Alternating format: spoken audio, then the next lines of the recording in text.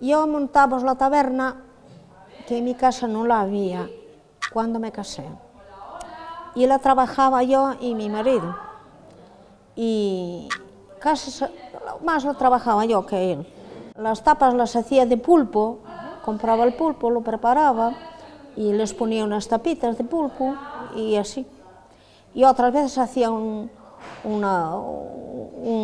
guiso de habas y les echaba unas poquitas habas y así unos trocitos también de carne y las vendía así, ¿no?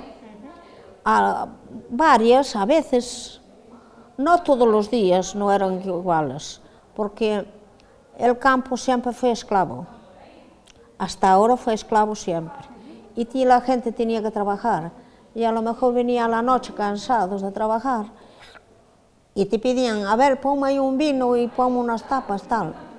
Ahora hay mucho más, yo no sé, la gente parece que cambia toda, o me lo parece a mí, pero yo pienso que sí, pienso que cambió mucho.